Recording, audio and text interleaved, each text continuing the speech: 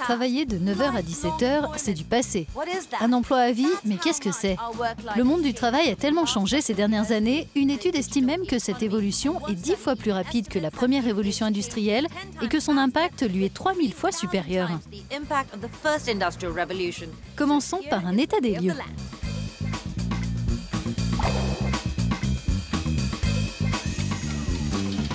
Les robots pourraient détruire plus de 5 millions d'emplois dans 15 des plus grandes économies mondiales. En Europe, on s'attend à ce que 4 à 6 postes sur 10 soient automatisés, le risque étant plus élevé dans les pays du sud de l'Europe. 2 employeurs sur 5 dans les pays du G20 disent ne pas trouver de candidats qualifiés pour les emplois qu'ils ont à pourvoir. Et en Europe, cela voudrait dire 825 000 postes non pourvus en 2020.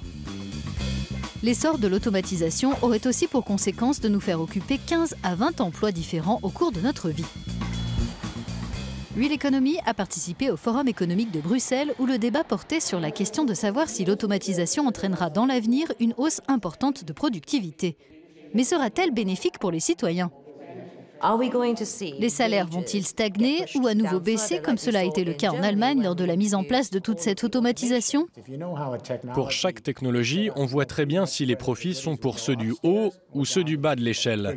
Par exemple, les infrastructures des premières et secondes révolutions industrielles au 19e et 20e siècle étaient conçues pour être centralisées et organisées de haut en bas pour verser des dividendes aux actionnaires. Il fallait de grandes entreprises mondiales et en Union soviétique ou en Europe, il fallait procéder de la même manière. Ce qui est intéressant avec la troisième révolution industrielle, c'est qu'elle est distribuée et non centralisée. On peut essayer de la contrôler et de la monopoliser. Les gouvernements essaient déjà. Avec des sociétés Internet comme Facebook, Twitter, Google ou Amazon, ils peuvent essayer de la contrôler. Mais quand vous le faites, vous perdez la productivité parce que vous allez la stopper et il n'y aura plus l'effet de réseau où tout le monde s'investit. Qu'en pense-t-on du côté des entreprises ? Voyons cela auprès d'un représentant d'Uber. Les entreprises du numérique commencent-elles à augmenter les salaires en bas de l'échelle dans un objectif de réduction des inégalités ? Je ne crois pas qu'Uber et les applications comme nous soyons vraiment ceux qui contrôlent l'argent gagné. Nous sommes une plateforme et les gens sont libres de s'y connecter. On peut voir très rapidement quelle sera la recette et c'est ce qui intéresse particulièrement les chauffeurs. Il y a une compétition très saine entre différentes entreprises pour rendre leur application la plus attractive possible. Mais ce point de vue n'est pas partagé par tous. La numérisation, c'est un peu la voie toute tracée vers l'avenir. Donc elle offre des opportunités. Mais il faut regarder ce qui se passe aujourd'hui avec la convergence des entreprises physiques et des grandes sociétés numériques. Amazon, par exemple, achète des entreprises dans l'alimentaire, des services financiers, juridiques. C'est déjà un grand magasin mondial. Il traite ses employés comme des robots et à vrai dire, la législation ne met pas de l'ordre là-dedans.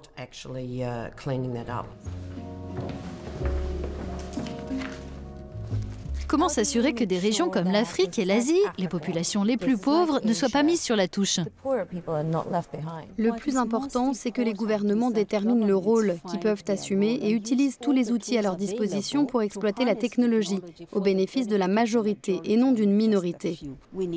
Il faut que les gouvernements investissent dans des domaines clés des avancées technologiques parce que cela maintient une forme de contrôle public.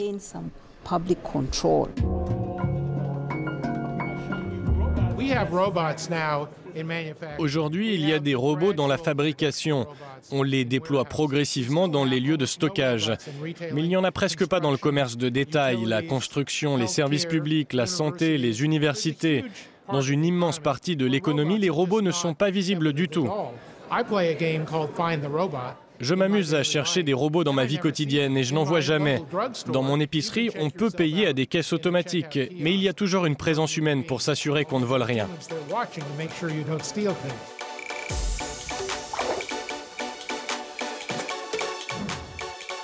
Depuis 10 ans, l'automatisation en Europe a fait grimper le nombre d'emplois dans les secteurs scientifiques, administratifs et techniques, mais contribué à la plupart des disparitions d'emplois dans la construction et l'agriculture. Dans l'avenir, Panos, Natacha ou Dieter font partie de ceux qui auront le plus de risques de perdre leur emploi car ils effectuent des tâches courantes pour lesquelles les robots sont plus productifs. Véronique et Laura doivent-elles, dans leur travail, être créatives, avoir un niveau d'expertise et gérer des individus, ce que les robots ne savent pas faire. Leurs compétences numériques et relationnelles les aideront à travailler dans la santé et les technologies, secteur à fort débouché dans l'avenir, ou à accéder aux 8 à 9% des emplois créés d'ici 2030 qui n'existent pas encore. D'où cette question ô combien essentielle. Que doit-on changer dans la législation européenne et dans les business models des entreprises pour créer les emplois de demain ? Il y a 2 changements importants qui, je crois, doivent intervenir pour l'avenir de l'emploi. La portabilité des droits à prestations sociales. Nous devons passer d'un monde où ils sont liés à l'employeur à un monde où ils sont liés à l'individu. Donc, si je décide de travailler comme chauffeur avec Uber, de faire un autre travail sur une autre plateforme, et en plus d'avoir un emploi à temps partiel, je dois pouvoir accumuler tous les droits correspondants et les conserver avec moi à chaque changement dans ma vie professionnelle. Le deuxième aspect important, c'est la formation tout au long de la vie. Il faut trouver comment tous ceux qui utilisent des applications comme Uber pourront être préparés aux prochains emplois que les technologies nous réservent. Les jeunes qui aujourd'hui vont à l'école, à l'université, devraient vraiment s'intéresser aux emplois dans les sciences. Ils devraient voir comment apprendre à coder, à imaginer les nouveaux produits qui, dans l'avenir, vont automatiser une partie des emplois actuels à faible valeur ajoutée. Comment passer de ce qu'il faudrait faire à ce qu'il faut faire ? En réalité, il nous faut un nouveau contrat social. Une partie des éléments du contrat social ont simplement été dilués et il faut les réaffirmer comme le salaire minimum vital, un prix contractuel équitable, des garanties en termes de protection sociale et bien sûr le droit de négocier collectivement. Nous sommes en train de créer une société qui est un retour en arrière. Personne ne veut que ses enfants et petits-enfants travaillent dans les conditions de la révolution industrielle. Et pourtant, dans de nombreux cas au niveau des chaînes d'approvisionnement actuelles, de ces nouveaux emplois sur les plateformes numériques, c'est comme ça que ça se passe. Cela dépend beaucoup des politiques que nous appliquons pour corriger cette évolution. Des politiques doivent être mises en place pour permettre une transition en douceur entre les emplois sur le déclin et les opportunités de plus en plus nombreuses. Agir en matière d'éducation, de formation tout au long de la vie, de réforme des marchés des produits et des services, et pas seulement des marchés du travail, est absolument essentiel.